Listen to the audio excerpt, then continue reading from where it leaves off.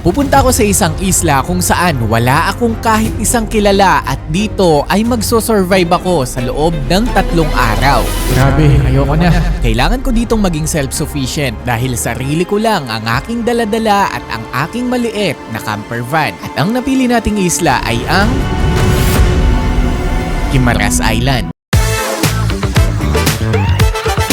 Ito kasi ang isa sa pinakamaliit na probinsya sa buong Western Visayas kahit naisipan kong puntahan. Maliban kasi sa masarap na mangga ay sobrang magaganda din daw ang mga dagat at iba pang mga lugar na pwede nating ma-explore dito. Meron din tayong 3 goal na kailangan nating ma-accomplish bago matapos ang episode na to. Una ay kailangan makarating tayo doon ng ligtas. Tuloy-tuloy kasi ang pag-ulan ngayon kaya't medyo mahirap ang pagbiyahe sa barko at sana makahanap tayo ng masasakyan papunta sa isla na yon. Pangalawa, kailangan nating magstay doon sa loob ng 3 araw at makahanap ng iba't ibang mga campsite nang hindi lalampas ang gastos natin sa 100 piso. At pangatlo ay kailangan nating makahanap ng kahit isang tao na magiging kaibigan natin dito sa isla ng Guimaras. Ang tanong, kayanin ko kaya ang mga challenges dito? Makahanap kaya ako ng mga lugar para makatulog ako sa magdamag at higit sa lahat, ma-enjoy ko pa din kaya ang napakagandang isla na aking pupuntahan kahit wala akong kasama?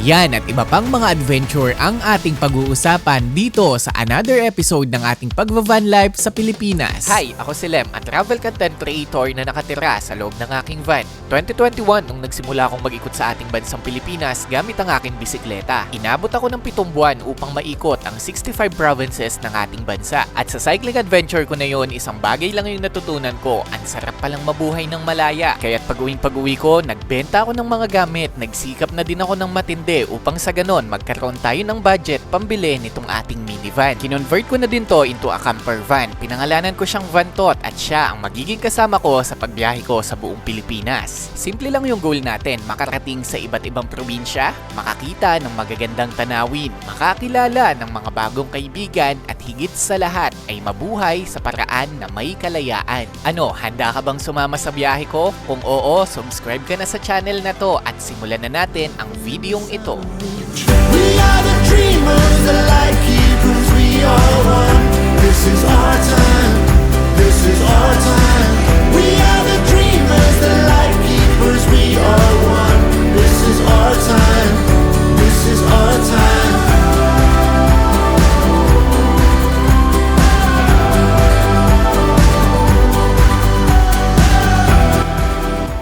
Magsisimula ang kwento sa kung saan ito natapos at dito yan sa May Bucari, Leon, parte ng Iloilo. Sa mga bago lang dito sa ating channel ay pwede kayong mag-subscribe dahil tuloy-tuloy ang mga episode na ginagawa natin sa pag-ikot sa buong Pilipinas. Pwede nyo ding subaybayan ang ilan pang mga episode na na-upload na natin para malaman ninyo kung paano tayo nakakarating from one province into another. Pero tama na ang mahabang kwento, simulan na natin ang episode natin sa umagang ito. Good morning sa inyong lahat. This is our day. Hindi ko na alam pero makikita nyo ang ulan ay napakalakas ngayon pero napakaganda ng pwesto natin. Oh, tignan nyo naman yan. Ayaw lang tayong pagbigyan ng panahon kasi tuloy-tuloy pa din ang pag-ulan. So dito kami nagpalipas ng gabi as I was say it kagabi or kanina kung napapanood nyo, no? Tapos eto, dapat dyan kami mag-overnight sa mga pine tree na yan. Yan, hanggang doon puro pine tree yan. Tapos hanggang dito din puro pine tree yan. Dapat dyan kami magsasabit lang ng duyan dun sa gawing baba. Tapos hammock ang kaso umuulan nga kaya nag-play safe na lang kami. Nandito kami natulog at sobrang lamig. As in, sobra. No, Tito Art? Sobrang lamig. Sobrang lamig dahil pa Baguio Parang kaming nag-camping sa John Hay, ganun. Probably napanood nyo na ang parte ng mga videong ito sa ating ibang social media platform pero nandun din kasi to sa last episode natin. Doon nyo na lang i-check kung gusto nyo makita ang campsite na to dahil ngayon bababa na tayo para pumunta naman sa susunod na probinsya. Ngunit bago yon ay may natagpuan kami dito sa itaas ng bundok kung saan nagbebenta sila ng mga murang gulay. Sobrang nakakatuwa dahil mga fresh yung mga gulay na binibenta dito. Makikita nyo na ibinababa ng bata at hinuhugasan din nila yan dito. Ang bagong pitas lang yan bagong pitas lang po yan. May taniman po kayo dito? Sa akin, sa akin. Ano na. Pero bagong pitas po yan. Bago yan. Ayan, kabababa lang Opo, Harvest yan. bagong harvest Yan makikita nyo dyan sa baba. Hinuhugasan nila yung mga labanos. Kasi ibibenta daw nila yan dun sa market sa baba. So dinadala dito para isa ako, tapos ibibenta dun. Salamat po kuya.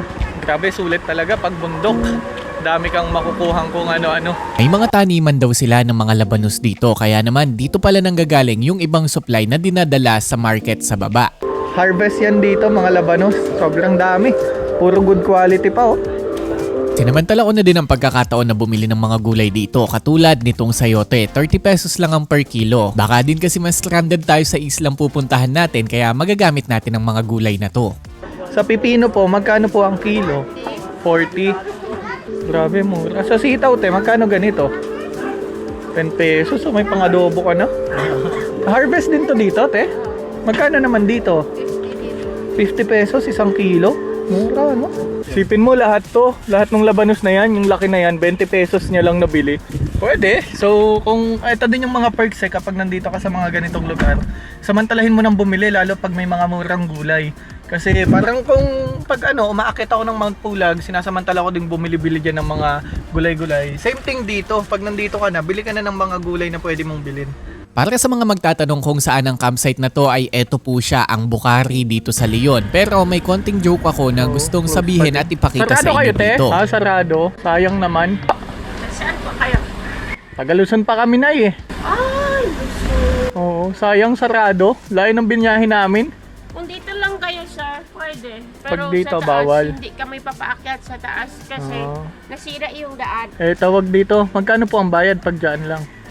Wala lang, sir. Wala. Libre Wala lang. na kayong Oo. makapunta sa loob. Saka, Ano po ba meron pag dyan? may time, Campsite? Ganun? Camping area. Saka Camp- yung mga puno ng pine tree. Opo.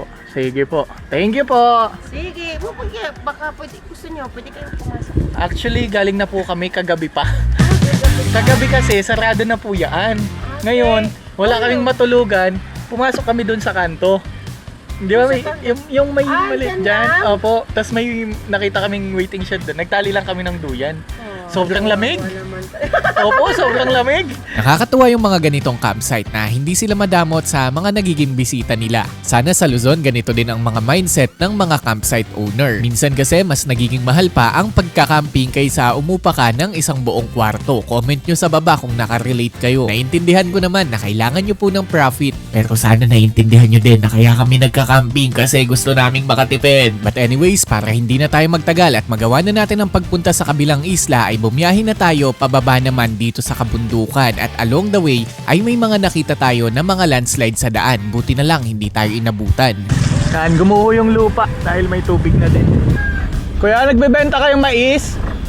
Per kilo? Magkano per kilo nyo kung sakali? Pangkain lang? Dahil nga nasa kabundukan kami ay may nadaanan din kami na naggagayak ng mais pero ito hindi to pambenta, pambiyahin nila to pero binentahan nila kami ng per kilo at 40 pesos lang ang per kilo nang kuha namin sa mais dito. Sobrang mura. Ayan po, 3 kilo na yan. Salamat. Umulan umaraw man ay tuloy-tuloy na ang naging pagbiyahe natin para makababa tayo ng bundok. Kailangan na din kasi nating makauwi upang sa ganon ay makapaghanda tayo sa gagawin natin na challenge na pagpunta sa isang isla kung saan magsusurvive tayo doon ng 3 araw. Medyo mas challenging at nakaka-excite ang mga susunod na mangyayari dahil mahihirapan talaga tayong maghanap ng safe na place para makatulog sa magdamag. At may mga mangyayari pa na hindi natin inaasahan at wala sa plano. Kaya naman stay tuned lang kayo dyan para mapanood nyo ang lahat ng mga mangyayari dito.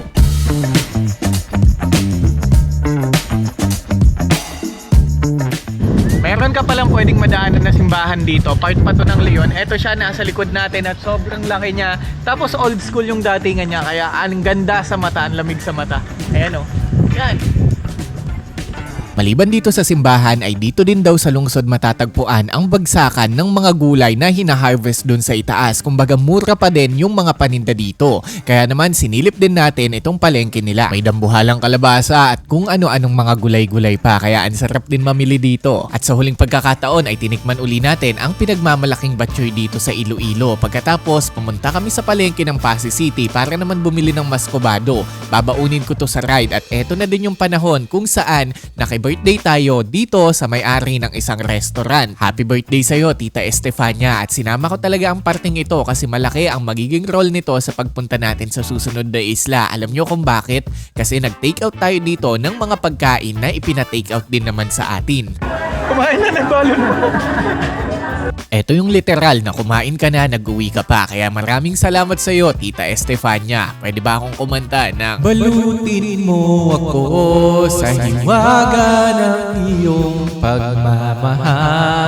Yan yung sinasabi ko sa inyo na kapag may pagkakataon, samantalahin nyo. Ayan o, iuwi natin. Nate, paano magbalot? Turuan mo naman kami. Oh, yan. May ebidensya tayo. Mabuti tayo.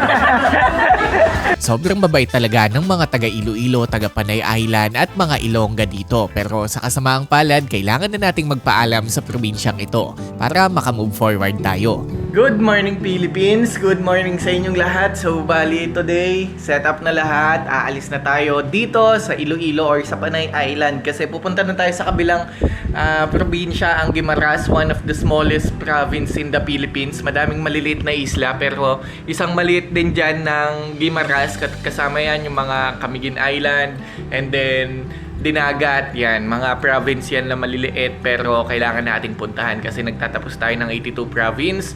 And today, thankful ako sa lahat ng mga nakasama ko dito sa pagka-accommodate sa akin nila Wild Tuk-Tuk, ng pamilya niya. Naki-birthday tayo, naki-take out tayo at ang dami nating pagkain ngayon sa daan. So, igagaya ko lang gamit ko at aalis na din. Wala pa akong idea saan ako pupunta or kung ano na namang dadatnan natin sa Guimaras Island. Pero one thing is for sure, adventure na naman ito. Yan yung masarap sa pagta-travel, yung hindi mo alam kung ano yung mga madadatnan mo or mapupuntahan mo, hindi mo kabisado kasi pag alam mo na yung mangyayari, edi parang wala na yung thrill. Yun yung para sa akin. Iba-iba tayo ng preference dyan, kaya naman sa akin, kung ano na lang datnan ko, yun na lang yung i-enjoyin natin.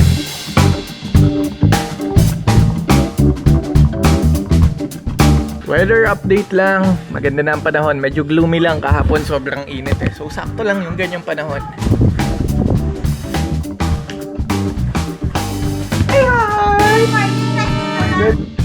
Dito ay nagpaalam na ako kila Wild Tuk-Tuk at sa pamilya niya. Maraming salamat po sa inyong pagpapatuloy sa akin ng halos mahigit 2 linggo. Ito yung isang reality ng van life. People come and go. Minsan makakasama mo sila tapos mapapamahal ka na din sa kanila at pagkatapos kailangan mo silang iwan. Pero kasama talaga yon para makamove forward tayo at makadiscover pa ng ibang magaganda dito sa Pilipinas. Pwede nyo din bang ilagay dyan sa comment section kung saan yung probinsya nyo para malaman natin kung napuntahan ko na yung lugar ninyo or pwede nating puntahan sa mga susunod nating episode.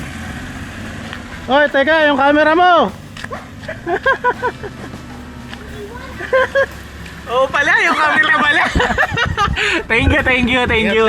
Next time, see you in 2 years. 2 years. Dahil sana matapat tayo sa Wild Camp. Doon kila Jack. Sige, thank you Tito Art. Paalam mo na lang ako kay ate, kila tita.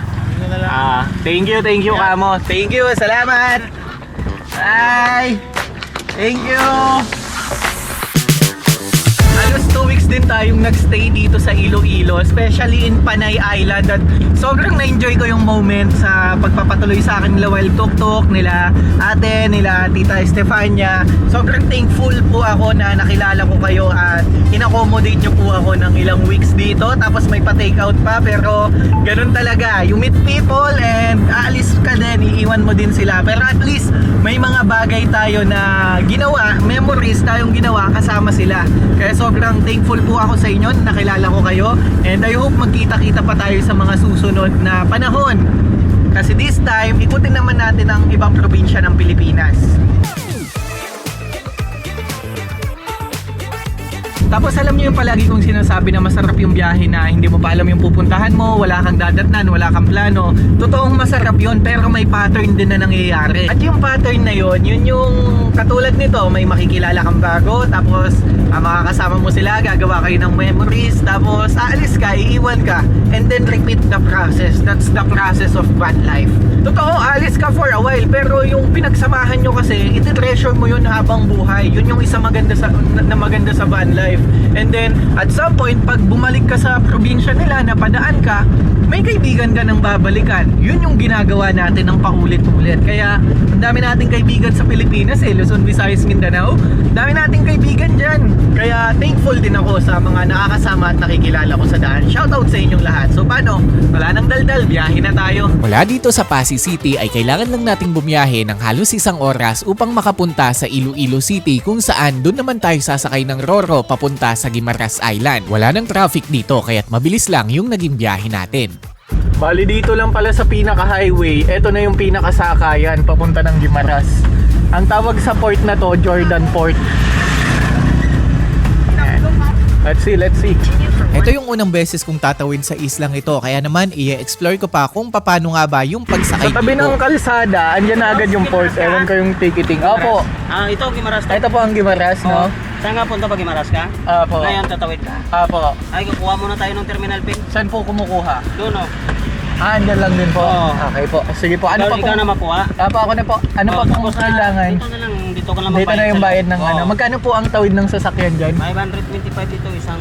One way. isang- Pag two-way po siya, pag Kuha mo lang balikan. dun sa kanila, doon ka na lang magtanong sa... Opo. Pwede po ba yung ano, two-way yung kukunin pero bukas Oo, yung pwede balik? din, pwede Pwede din. po. Oo. Okay po. Salamat po. Ayan, bali dito sa Iloilo, pagdating mo sa pinaka-port, ang tawag sa port na to, Jordan Port, nandyan na agad yung barkong sasakyan mo. Tapos, pag sumakay ka, pwedeng two-way na kasi yung bibilin mo. Kaya sobrang ganda, ang bilis lang. Dito ay bumili na ako ng terminal fee. Kaya mo namang lakarin to mag-isa, hindi mo na kailangan ng guidelines. Tanong-tanong ka lang din, 129 pesos yung binayaran ko. Pagkatapos, eto na din yung list nung iba pang terminal fee na kailangan yung bayaran kung sakaling ibang sasakyan ang daladala ninyo. At dito na magsisimula ang kwento ng pagtawid natin sa Guimaras. At dito na din natin mararanasan ang unang problema sa ating pagbiyahe. Ito ay yung walang taga-video. Kaya kung tutusin ay nahihirapan din talaga ako dahil one-man team lang naman po ako dito kaya baka naman deserve ko ng subscribe sa inyo. Pasok na natin agad yung ating van. Hindi ko na dito na videohan pero ipinasok ko na ang ating minivan. Dati kapag sumasakay ako sa Roro ay lagi akong kinakabahan kasi kada probinsya at kada tawid ko ng dagat ay ibang mga kultura yung palagi kong nasasalubong. Ngayon makikita natin kung gaano naman kaganda at anong mga adjustment din yung makikita at gagawin natin sa Guimaras Island. Sir, magkano po sir ang pamasahe? 525. 525. Pag two-way ba sir, mas mura? 900 po. 900. Tapos pwedeng bukas ako babalik. Sir? Pwedeng bukas ako babalik. No problem, sir. Ay, ano yun, anytime? Pero until 5 lang kami ng hapon, sir. Tapos Montenegro lang din. Oo po. Okay, hanggang 5. Napaisip talaga ako ng matindi dito kung bibili ako ng two-way na ticket dahil hindi ko din alam kailan ako babalik pero dahil mas mura siya grinab ko na yung two-way. At isa yan sa mga magiging problema ko kapag bumalik na ako dahil mai-stuck ako dito ng mas matagal kaysa sa ticket na nabili ko. Ang biyahe sir, ilang oras po ang biyahe? 15 to 20 minutes. Mabilis lang. Thank you. Thank you po, sir. Bali, nung pumasok pala ako dito, hindi ko na nakuhanan kasi nahirapan din akong mag-shot habang umaatras. Tapos nagvi-video. One of the hardest thing talaga kapag solo van lifer ka, yung mga ganung bagay. So dahil hindi pa puno itong Roro, medyo matagal pa siguro to. Pupunuin pa yan bago umalis. Pero 15 minutes lang naman yung biyahe. Kaya ang gagawin ko, matutulog muna ako dun sa loob. Sa mga ganitong sitwasyon ay mas lalo kong na-appreciate itong camper van natin na si Vantot. Paano ba naman kahit saan ay pwede tayong pumasok sa loob, matulog, magpahinga, mag-Netflix or kahit maglulu pa tayo dito ay pwedeng-pwede lang. Dahil nakasakay na tayo ng Roro ay kalahati na yung goal natin na makarating doon ng safe. Kapag lumapag na tayo, ibig sabihin na achieve na natin yung unang goal natin. Pero tandaan ninyo, kailangan pa nating maghanap doon ng campsite at mag-survive sa loob ng 3 araw nang hindi lumalampas ang gastos natin sa 100 piso. Kayanin kaya natin to? Paano kung magkaproblema tayo sa daan? O kaya naman kung anong mangyari sa atin dito sa islang ito? Lahat yan ay malalaman ninyo dahil papunta na tayo sa Guimaras Island. Ayan, nagsimula nang maging cozy lalo yung vibes natin dito sa loob. Kaya ang sarap ng tumambay.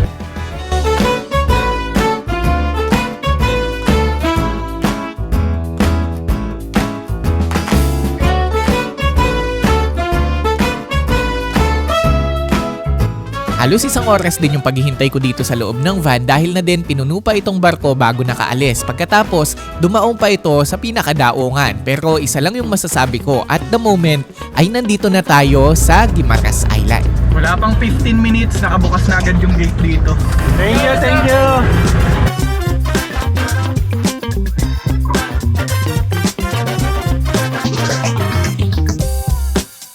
Maganda panahon ah! And just like that, welcome to Guimaras Island. Ang Guimaras ang panglima sa pinakamaliit na probinsya ng ating bansa. Nakilala ang probinsyang ito dahil dito mo lang naman matatagpuan ang pinakamatamis na mangga sa buong Pilipinas. Sikat din sila sa magaganda nilang dagat, historical places at kung ano-ano pa. Ang tanong, makakasurvive kaya ako dito ng 3 araw? Makakahanap kaya ako ng mga campsite para makatulog sa magdamag? At isa pa, makakahanap din kaya tayo ng kaibigan dito sa isla? Sama-sama natin yung alamin. Bali, paglabas ko ng port, napakaganda na ng pwesto na pwede nating pagtulugan mamayang gabi. Actually, pwede na akong matulog sa space na yan at pwede din tayong mag-camping dyan. Tapos, ang plano ko ay hanap na lang din ako ng medyo maluwag na parking. Tapos, doon magluluto tayo dahil anong oras na din? 12:30 na pala, hindi ko na malayan. And then, maya-maya, tsaka tayo iikot dito sa Guimaras. And dito pa lang sa pwesto na to, sobrang ganda na. Panalo. Sinubukan ko mag-ikot-ikot dito malapit sa port at talaga nga namang kamangha-mangha ang mga view na makikita mo dito. At kung sasabayan pa natin to ng kalmadong musika, ganitong video lang naman ang makikita nyo. Don't hide the tears, 'cause I know you're breaking. All this love and all this pain you've given. All this love and all this pain, you bring them from another world.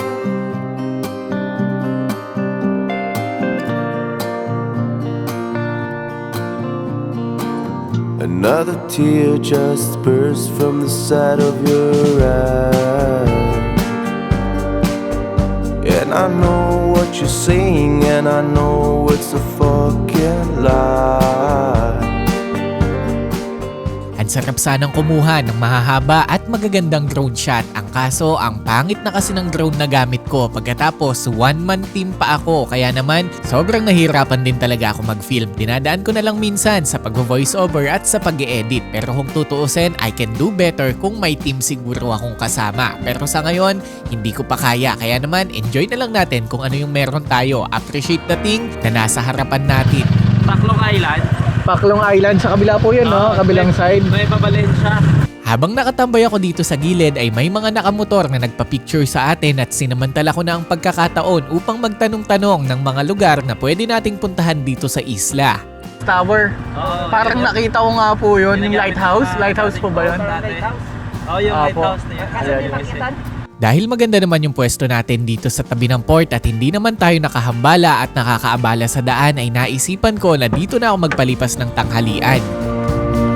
All this love and all this pain you've given. All this love and all this pain, you bring them from another world. Kagandahan lang dito sa rice cooker natin. Pag sinaksak natin siya dyan, hintayin na lang natin siya maluto. So yan, ganda ng may rice cooker sa daan. Ulam natin, pili tayo dito. Dami tayong ulam dito yung tinake out natin nung nakaraan.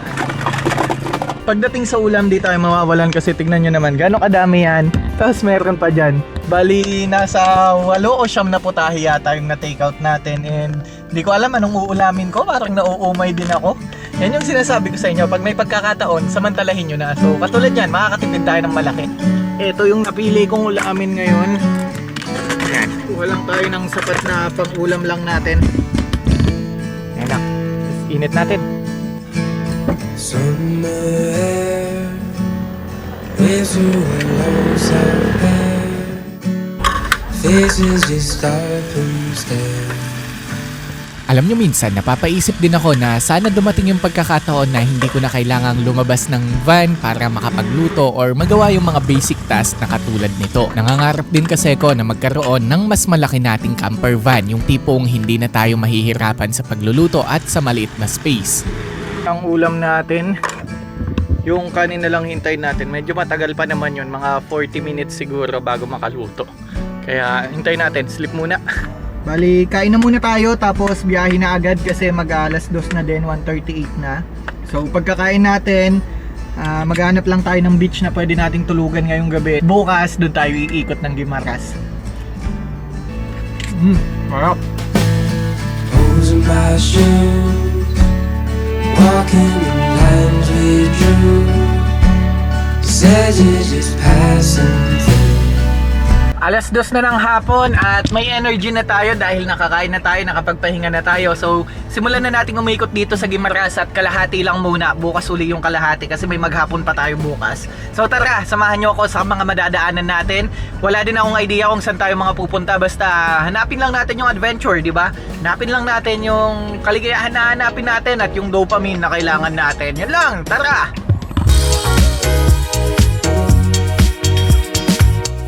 Dahil ito din ang unang beses ko dito sa isla, wala din akong idea kung saan ako pupunta dito. Kaya ang plano ko ay mula dito sa Hordan ay iikutin ko ang kalahating parke nito. Pagkatapos, pagdating natin dito sa Gawing South, dito na tayo maghahanap ng campsite natin. Kung saan tayo abutan, doon na lang. And then kinabukasan, doon natin i-explore yung kalahating parte pa ng islang ito. At ang unang nadaanan natin dito ay ang Smallest Plaza.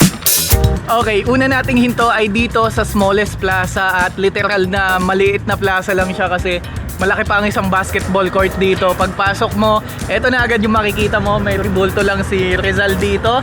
Pagkatapos wala na kahit ano, yan, mga upo-upuan na lang. Tapos eto na siya, hindi ko alam kung ito ang smallest plaza in the Philippines. Pero alam nyo ba na according to Google na ito pala talaga ang pinakamaliit na plaza sa buong Pilipinas? Nakakatuwang malaman na nakita at narating ko na pala ang pinakamaliit na plaza sa buong Pilipinas. Sa probinsya nyo kaya, ano ang pinagmamalaki dito? Pwede nyong ilagay sa comment section.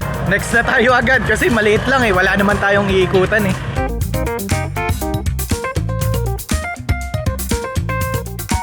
Ang susunod kong nadaanan dito ay yung tinatawag nila na man-made forest. Wala akong idea kung ano to pero siguro gubat. Pangit ng joke mo, Lem Official. Kidding aside, ang lugar na to ay napakagandang pwesto para mag-camping. Tingnan natin kung pwede tayo dito mag-overnight ngayong gabi. Pero kung hindi, lilipat pa tayo ng pwesto. Bawal po ipasok sa sakyan doon. Ito bawal po. Private area po kasi to. Hanggang saan lang po? Dito lang. Ito lang po yung pinaka-picturean po ng mga bisita. Dito lang.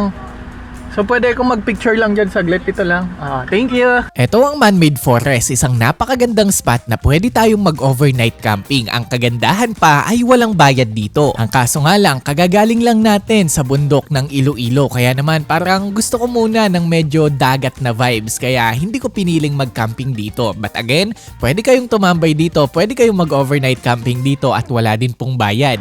Bali yan, dito tayo ngayon sa tinatawag nila na man-made forest. Basically, wala yatang bayad dito Tapos mga mahogany tree lang to. So ganito yung gusto kong maging farm pagdating ng araw So kung may area ako na parang forest yung dating, puro mahogany lang na ganito. Ganito lang na mga puno.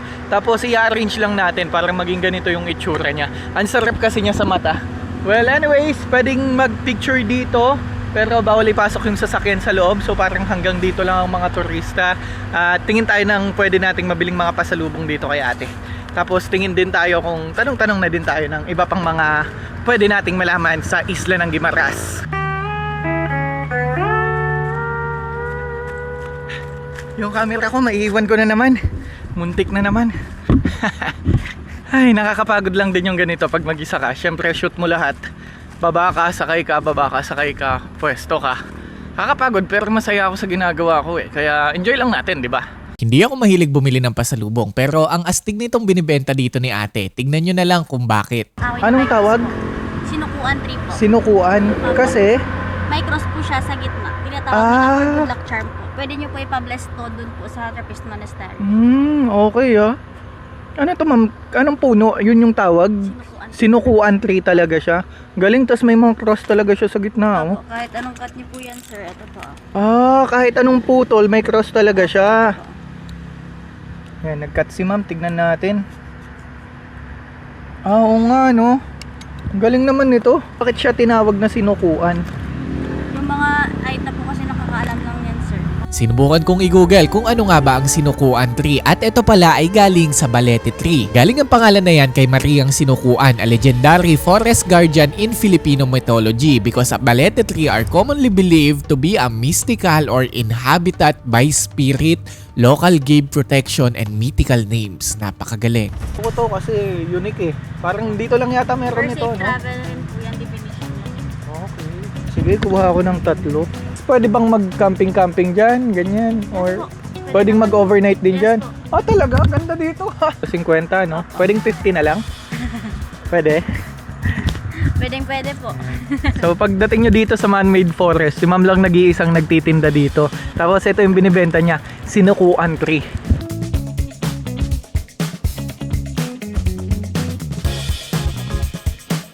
Thank you! Yan, bumili tayo ng 3 piraso nung ano. Hindi ako, sabi ko nga sa inyo, hindi ako mahilig bumili ng mga souvenir na ref magnet, yung mga dinidikit-dikit. Gusto ko kasi nagagamit, pero ito kakaiba to eh.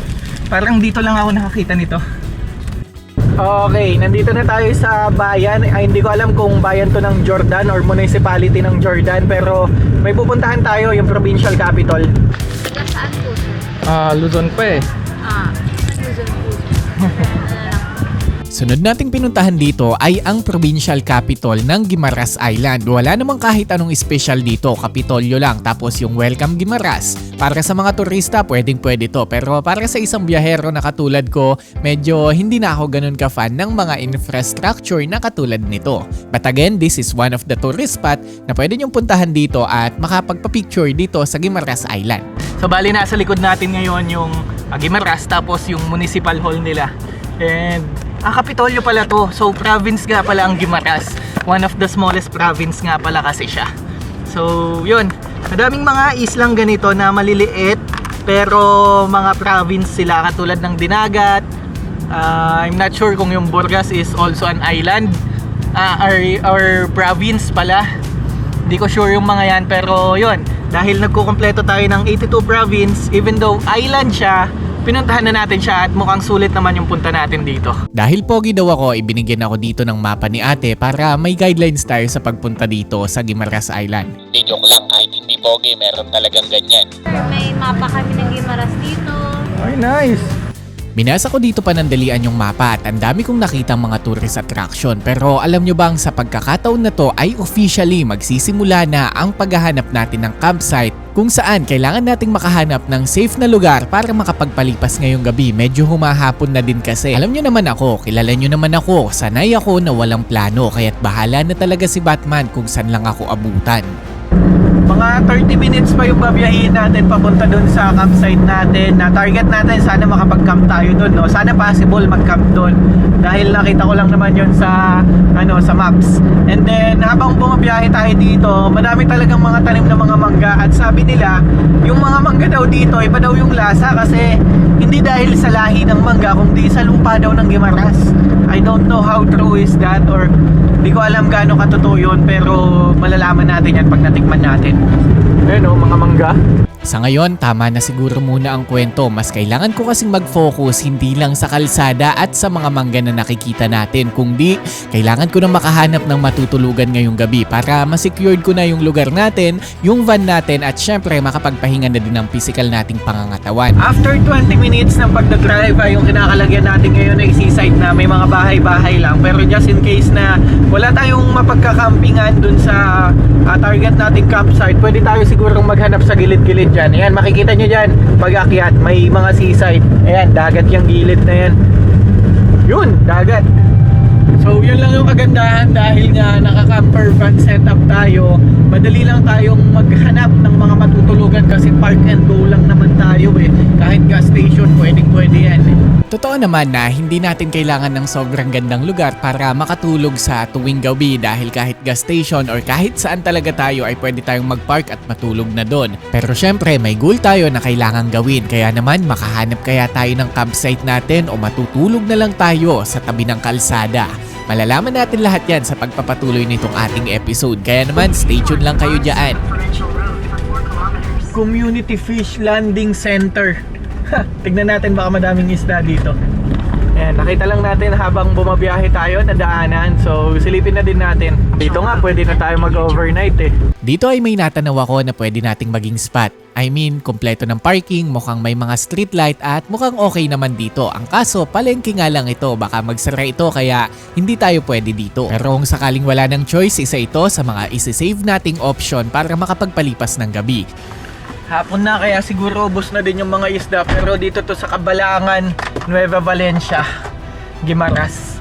So yun, as I was saying kanina, dito lang sa gilid na to pwede na tayo makatulog dyan if needed talaga eh.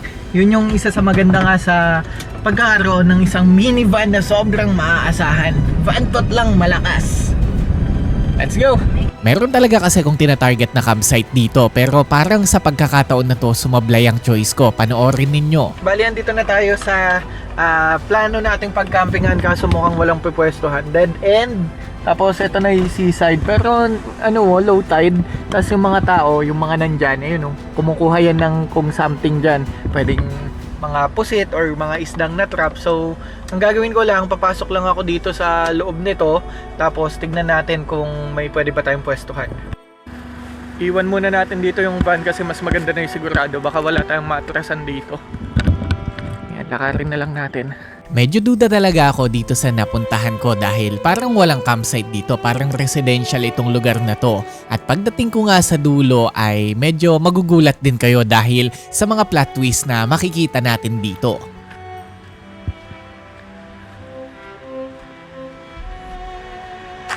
Oh shit. Yun lang. Yun lang.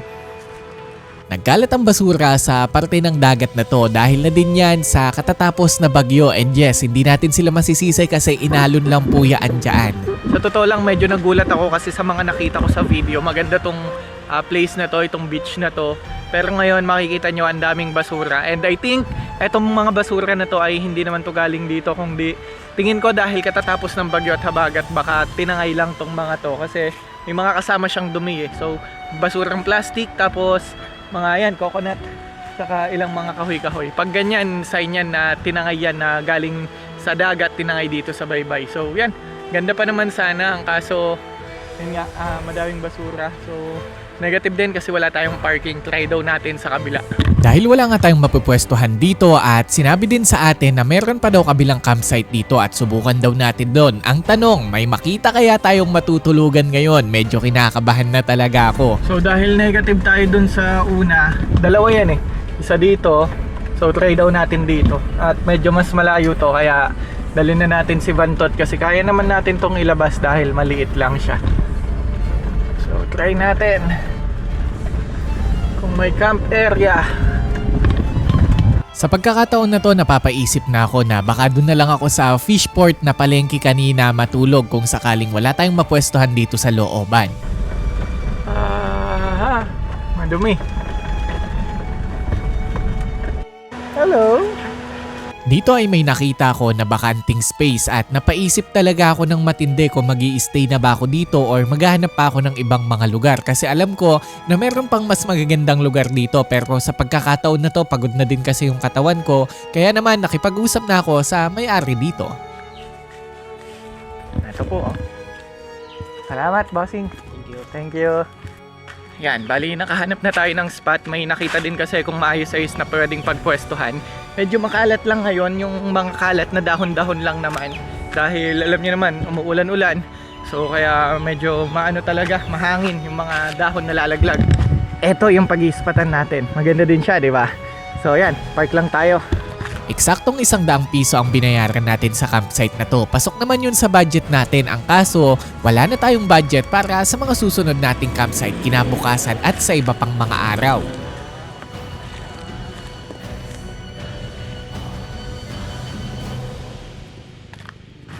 Bali, dito na yung magiging pwesto ng ating van for tonight. And yun, papahinga lang ako, maya-maya luto na din. I know a place where we can go and be alone. So come away with me, nobody has to know where we gonna go.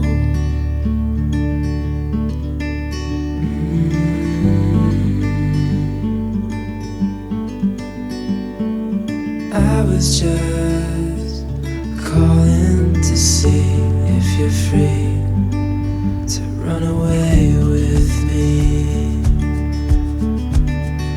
to run away with me. Don't tell your friends, we'll let them know we're safe later on.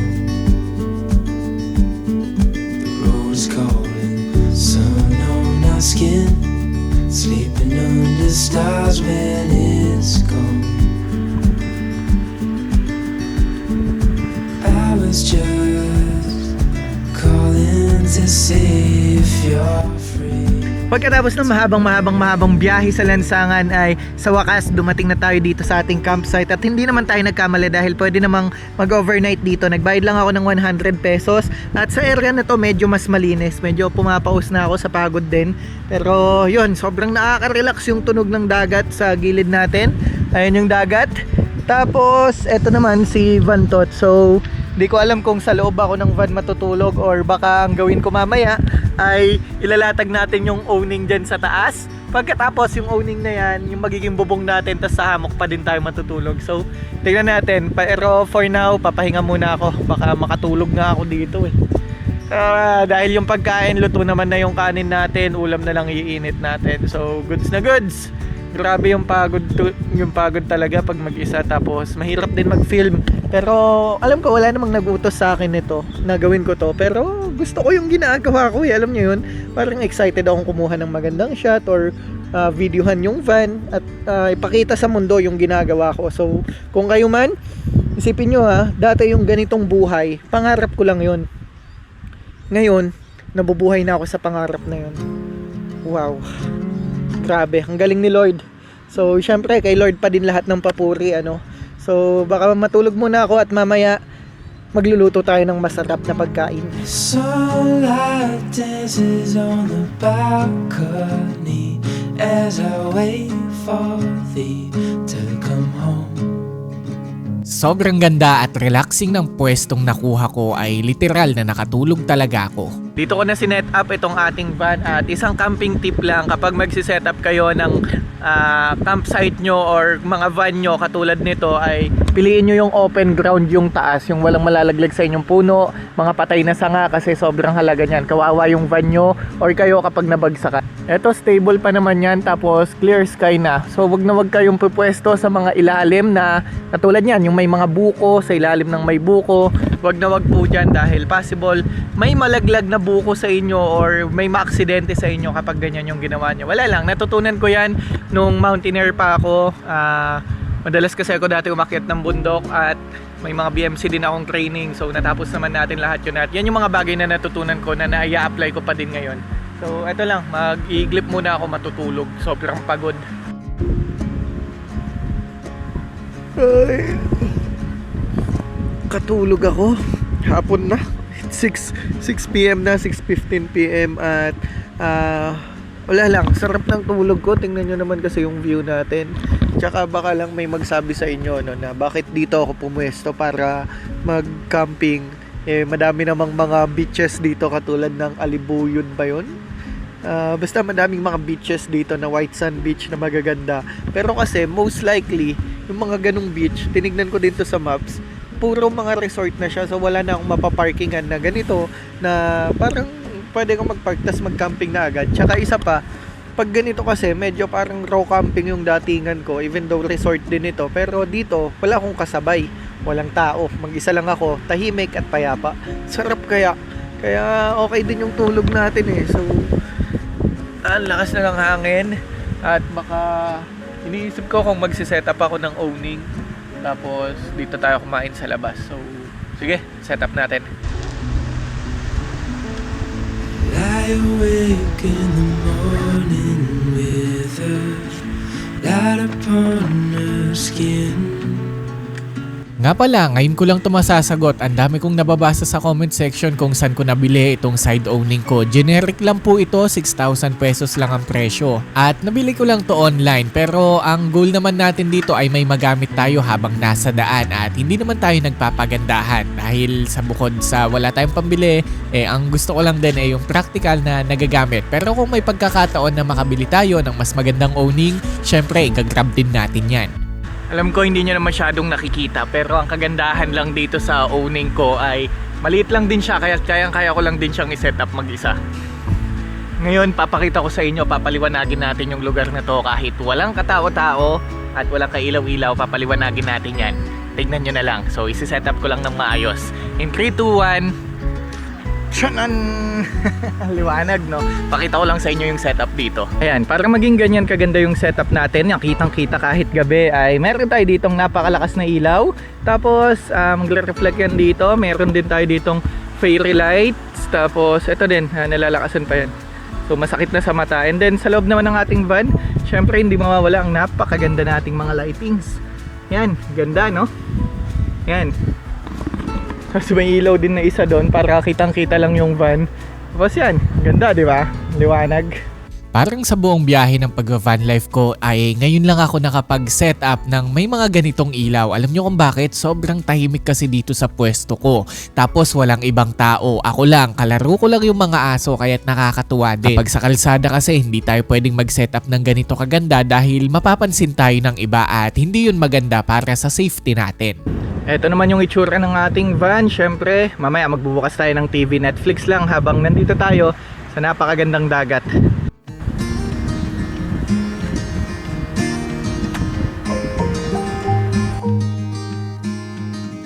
Parang sa buong journey ko ng pag-van life, eto na din yung pinakamadaming setup at gamit na inilabas ko sa loob ng aking van. At alam ko, sasabihin ng mga campers na sobrang konti at minimal lang nito. Naiintindihan ko po kayo na sobrang dami ng pinapak at sinesetup ninyo. Pero bilang van lifer po dito sa Pilipinas, para sa akin, mas kailangan ko ng kaunting gamit na functional at practical lang. Yung talagang nagagamit ko lang po along the way. Hindi naman po kasi ko campers. Isa po akong van lifer at malaki po ang pinagkaiba noon. Kasi kung magka-camping ka, pwede mo talagang dalin lahat ng gamit mo. Kapag nagva-van life ka, kailangan minimal lang na magagamit mo sa daan. Kaya kung tatawanan nyo po ang setup ko, okay lang yan. Tatanggapin ko lahat ng pangbabash nyo. Basta ako, konti man ang gamit na daladala ko, alam ko na naiikot ko ito sa buong bansang Pilipinas.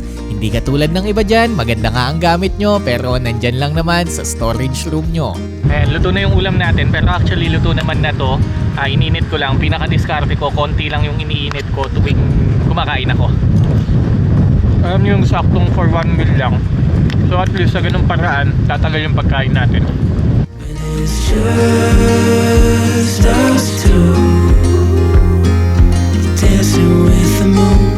My arms wrapped around you. Meron pala akong companion dito. Hi doggy! Hi, kumusta ka? Yan, siya ang companion ko ngayong gabi. Ewan ko kung bakit pero since ever nagta-travel ako, lapitin ako ng mga aso. So ang dami na nating aso mga nakita at napakain before. So saka na din, papangalanan kita. Doggy, pangalan mo Blacky. Ang pangalan mo Blacky, okay? Ikaw si Blacky. Blacky ng Gimaras. Okay? Sa pagkakataon na to ay ginaya ko na din yung mga panlinis ko ng katawan dahil hindi din tayo pwedeng maligo dahil sobrang pagod tayo ngayong maghapon.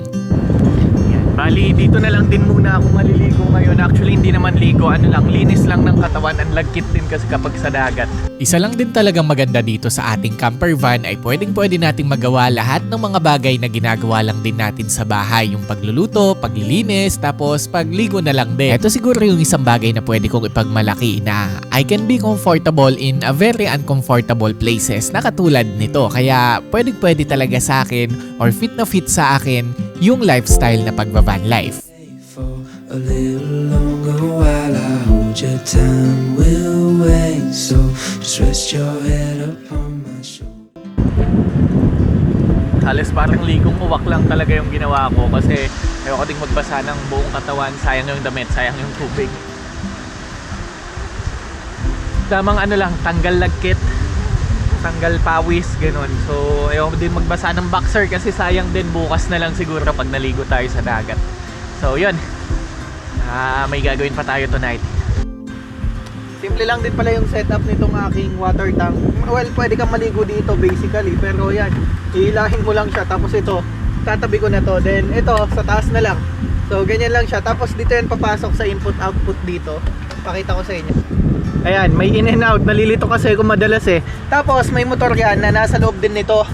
Tapos yung motor na yan, nakakonekta din yan sa power station natin. Kaya pag switch natin yung switch on doon, ihigop na siya ng tubig tapos magbubuga.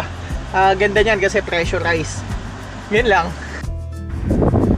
Ano kaya masarap? Water. Ito, Sunmig Light. Egg. Or Yakult.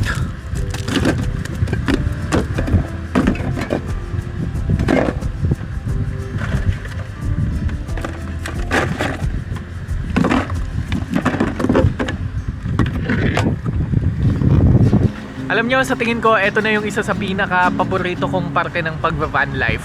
Ito yung ganitong oras na, yung gabi na, tahimik na, tapos wala ng tao, tapos nakapag-travel ka na, nakaikot ka, nakapag-video ka, nakakain ka, nakaligo ka, tapos nakapaghugas ka na din ng plato, nakapaglinis ng van, tatapatan natin ng isang masarap na beer, tapos manonood lang tayo sa TV. Alam niyo kung ano yung madalas kong pinapanood dito? Yung channel na may pangalan na Lem Official. Pero hindi ko pinapanood yung mga bagong video ko. Ang pinapanood ko yung mga lumang video ko na nung nagsisimula pa lang akong magbike. Kasi dito naaalala ko yung dating hirap ko na ginagawa. At alam nyo ba kung bakit? Kasi it keeps me motivated eh. Kasi sa totoo lang, mahirap mag van life. Mahirap mabuhay sa kalsada. Mahirap na araw-araw kang nakikipagsapalaran. Which is yun naman din ang ginagawa nating lahat. Pero masaya ako sa ginagawa ko ngayon. Tapos, kaya ako pinapanood yung mga dati kong video kasi yun yung mga nagmo-motivate sa akin. Na kung dati, nagawa ko yung ganitong klaseng lifestyle nung nagbabike pa lang ako, what if more pa ngayon na van na yung gamit ko? Na yung energy ko, i-spend ko na lang sa paglilinis ng plato, paglilinis ng van, pagmamaneho, hindi na sa pagpipedal. Grabe, di ba? Alam niyo yung parang nanirahan na ako sa pangarap kong lifestyle 5 years ago. So dati pinapangarap ko lang, ngayon andito na ako. I'm living my dream and hindi madali yung pinagdaanan natin, pero thankful ako kasi nandyan kayo, sinuportahan nyo ako at hanggang ngayon nandyan pa din kayo. So kung bago ka lang dito, pwede kang mag-subscribe dahil makakatulong yan ng malaki. Patulad ng sabi ko sa simula, actually ilang days na yun, 2 days na yung sinabi ko na yun, na kapag may pagkakataon ka, samantalahin mo at matuto ka ding makisama sa iba. Dahil yung pakikisama mo, yan yung magdadala sa'yo or yan yung bubuhay sa'yo sa kalsada. Tingnan nyo ako, ang dami nating pagkain, hindi tayo nagugutom sa kalsada. Dahil na din yan sa magaling tayo or marunong tayong makisama.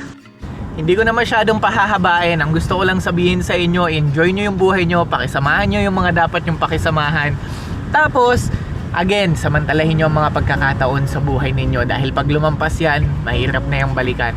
Ang hirap kaya ng may what if ka sa buhay.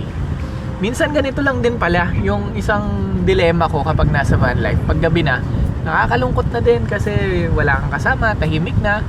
And then dito mas lalo mong nare-realize yung ganda ng buhay at yung hirap din ng buhay. Na pare-parehas tayong nabubuhay dito sa mundo pero iba-iba tayo ng purpose, iba-iba tayo ng pangarap at iba-iba tayo ng goal. Ako, ang goal ko, malinaw na malinaw, marating ang 82 province ng Pilipinas. Pagkatapos nun, hindi ko na alam anong susunod. Basta, yun na muna. Pagkatapos nyan, tsaka ako na iisipin kung anong kasunod. As of now, thankful ako sa buhay ko. Thankful ako na nandyan kayo. Thank you kasi sinasamahan nyo ako sa mga videos natin. So bukas, iikutin pa natin ang Guimaras. I don't know kung magtatagal pa ako dito ng another night. Pero tingin ko hindi naman kailangan kasi kaya nating ikutin ang buong Guimaras ng sobrang mabilis lang kasi 132 kilometers lang yung loop niyan. Pag sinama natin yung mga loob, sabihin na natin mga 150 to 160 kilometers. Sobrang basic lang yan. And depende kung may spot tayong maganda bukas, i-stay pa tayo dito sa Guimaras. Nakakatuwang isipin na pagkatapos ng maghapon natin sa kalsada ay may maayos tayong campsite na pwede nating matulugan ngayong gabi. At ang naging update sa ating mga goal ay halos nakarating lang tayo dito ng ligtas at nakahanap na tayo ng campsite for tonight. Pero tandaan ninyo, 3 gabi pa tayong mag-i-stay dito kaya medyo mahaba-haba pa ang pagdadaanan natin dito sa isla ng Guimaras. Dahil madami pa tayong mga adventure na pagdadaanan. Pero alam nyo ba, nitong gabi na to ay halos hindi ako nakatulog. At alam nyo kung bakit? Ito yung explanation ng video ko doon. Hindi ako makatulog, grabe. Pero yun, sobrang nakakabingi kasi yung katahimikan dito sa napwestuhan natin. At parang napapareminis ako sa mga ginagawa ko sa buhay. Ayun, alam nyo yun, may self-reflection din ako na dahil journey ko tong ginagawa ko, gusto kong mag-reflect na parang ngayon lang uli ako nagkaroon ng kapayapaan ulit na alam niyo yun, matutulog ako sa campsite, hindi sa tabi ng kalsada, hindi sa tapat ng 7-Eleven, hindi sa gas station. Tapos minsan napapaisip ako na sobrang swerte ko pala kasi yung dating ang pinapangarap ko ay ginagawa ko na ngayon, and for sure madami din naman sa atin na ganyan. Yung mga pangarap lang natin, pangarap natin na makagraduate, makapasa sa eskwelahan, makapag-apply sa ganitong trabaho, for sure naabot nyo na din. May mga bagay na tayong na-achieve sa buhay na minsan, galit na tayo sa trabaho natin, pero dati pinangarap lang natin yun, di ba? Minsan, parang napapagod na din ako mag-van life, pero lagi kong pinapaalala sa sarili ko na dati, Lem Official, pinapangarap mo lang yan. Dati, pangarap mo lang magkaroon ng van. Dati, pangarap ko lang ma-build itong van natin, at dati, pangarap ko lang makapag-ikot sa Pilipinas. Ngayon, yung pangarap na yon naging katotohanan na. Alam niyo yun, nagigets niyo yung point ko na bakit minsan gusto kong parang gusto ko na din kasing umuwi minsan. Gusto ko nang sumuko, gusto ko nang itigil yung pag-van life ko. Na-homesick din ako, na-miss ko pamilya ko, pero at the end of the day, yun lagi yung nagiging foundation ko na dati pangarap ko lang to, kaya samantalahin ko yung pagkakataon. Dahil hindi din kasi sa lahat ng pagkakataon, may pagkakataon tayong pumili sa mga gagawin natin. So, may mga bagay na dumadating lang ng panapanahon. So, pwede nating example dito yung kay Diwata. Kilala natin lahat si Diwata, di ba? Pinipilahan before. Tapos, as in talagang ang hirap kumain. Pero ngayon, andali na lang. Parang nilipasan na din ng panahon. So, ganun din sa mga pagkakataon natin sa buhay. Uy, lamok. Ganda-ganda ng sinasabi ko eh. But anyways, may mga panahon na binigay para sa iyo, para samantalahin mo. At tingin ko, yung panahon na yon ay, eto yon, yung sa akin, eto yon. Kailangan kong samantalahin yung kabataan ko. Kailangan kong samantalahin yung mga bagay-bagay na nagagawa ko pa ngayon, dahil siguro pagdating ng araw na nag-asawa na ako, may anak na ako, mahirapan na ako. At be thankful always sa mga bagay, dahil pagka wala na yung isang bagay tas dun mo siya na-appreciate, medyo masakit yon, di ba? Medyo mahirap yon. Baka dapat kailangan nating alagaan yung mga bagay na meron tayo ngayon. Kailangan kong alagaan yung van na meron ako ngayon, yung lifestyle na meron ako ngayon. Kailangan kong alagaan yung image na meron ako ngayon, at kailangan ko ding alagaan yung lakas na meron ako ngayon. So, on that way, ay mas mapapahaba yung pag-van life natin, mas mapapahaba ang journey natin, at mas madami kong maibabahagi sa inyo na for sure, kapupulutan nyo ng aral, kapupulutan nyo ng lesson, ikakasaya ng damdamin ko, at sigurado naman ako na yung older version of me ay magiging thankful kasi ginagawa ko yung mga bagay na to. Ginagawa ko yung mga bagay na pinangarap lang ng iba. At dahil dyan, kahit anong hirap, kahit anong pagod, kahit anong puyat, kahit anong homesick, lahat na, as in, pag samasamahin mo yung problema, kaya-kaya natin yan, at pagdadaanan lang natin yan. Parang gulong lang din yan ng ating sasakyan, na minsan tatakbo yan ng nasa ilalim at minsan nasa ibabaw naman. So, yun. Laban lang tayo at matutulog na ako. So, magkita-kita tayo bukas dahil iikutin pa natin itong probinsya ng Guimaras. Ang haba na ng buhok ko. Kailangan ko na yata magpagupit. Nga pala, meron tayong paraffle na drone at alam ko na naghihintay kayo ng update. Kung sakali man, baka next episode na natin yun mailabas dahil nagkaroon po ng bagyo dito sa location natin at nahirapan tayong mag-edit ng video dahil na din sa mga sitwasyon na hindi natin kontrolado. But anyways, bukas or sa susunod na episode ay iikutin natin yung buong isla. Ipapakita ko sa inyo yung napakagagandang lugar katulad ng nakikita nyong drone shot ngayon. Lilibutin natin yung mga beaches at lahat ng pwede nating gawin ay susubukan nating isiksek sa susunod nating episode. Kaya naman, kung bago ka lang dito, baka pwede naman akong makahingi sa'yo ng isang like, magkomento ng thoughts, tapos mag-subscribe ka na din para mas dumami pa tayo dito. And again, this is Lem Official Outdoor na nagsasabing mabuhay ka sa paraang gusto mo. Later on in the night, when the crowds have gone, we could talk under moonlight till dawn.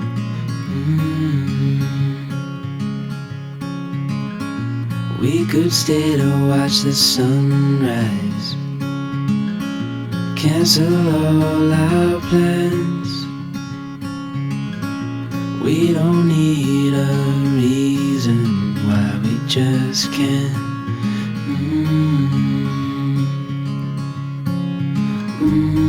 I wish I could stop time and stay in this moment, never think about going. Won't you stay with me for a little while? Got myself free falling deep into your eyes. You came to me without warning, but I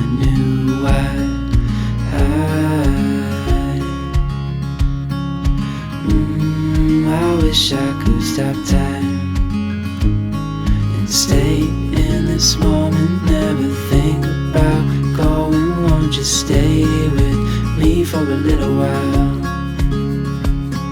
Stay in this moment, never